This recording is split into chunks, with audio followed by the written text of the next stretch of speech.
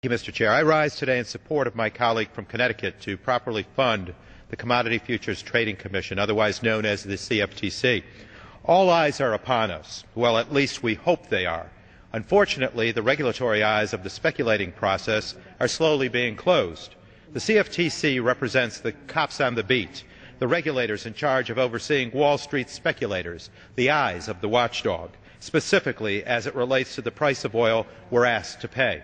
Let me be clear. Without a proper cop on the beat, the roads are not safe, and wrongdoers will get away with whatever mischief they can. In the same way, without a cop on the beat of Wall Street, oil speculators will run rampant and drive the cost of oil and gasoline even higher than it is today. Make no mistake, fluctuating oil prices with extremely high peaks make many on Wall Street extremely rich, but their gain becomes our loss. Their profit drains our pockets. Their greed causes our pain. Their joy drives our sticker shock at the pump, estimated to increase the cost per gallon by some 67.5 cents due to speculation. To his credit, President Obama has asked for increasing the investment in cop count on the beat of speculation. Not only does the Republican bill reduce the president's request, but ends up providing less funds than we have available this year, all while CFTC is supposed to prepare itself to take on the enhanced powers and responsibilities granted to it under the Dodd-Frank Wall Street Reform Bill. This will mark the third time this year that House Republicans will vote to effectively cripple the CFTC by draining funds it needs to do its job. Since 1990, the number of oil speculators has more than doubled, from 30% of the market to nearly 70% today.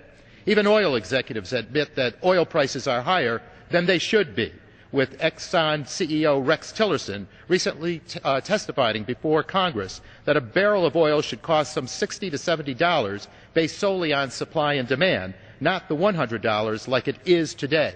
Yet the Republicans are once again choosing Wall Street over Main Street. This bill chooses more pain at the pump over reason and fairness.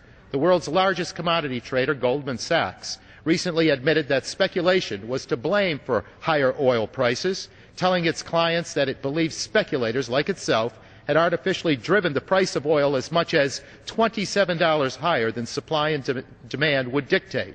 Nearly 90% of oil traders betting on rising prices are speculators, while about 12% of those bets were held by producers, merchants, processors, and users of the commodity.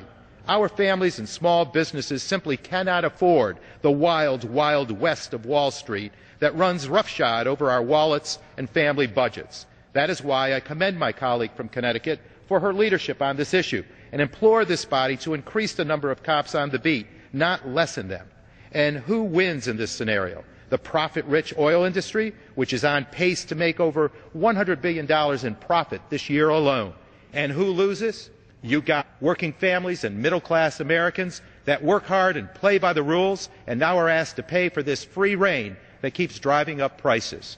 We cannot keep mindlessly handing billions of tax breaks to big oil companies that don't need it while they're raking in record profits at our expense. Again, we simply can't afford it. The best way we can control gas prices is by developing alternative technologies that will drive down our demand and compete in the marketplace. We can better use the billions going to oil companies in the form of tax breaks on clean energy alternatives that have the potential to make a real impact on our energy costs and on our wallets, and will create jobs in the process. With that, Mr. Chair, I urge a no vote, and I yield back the balance of my time.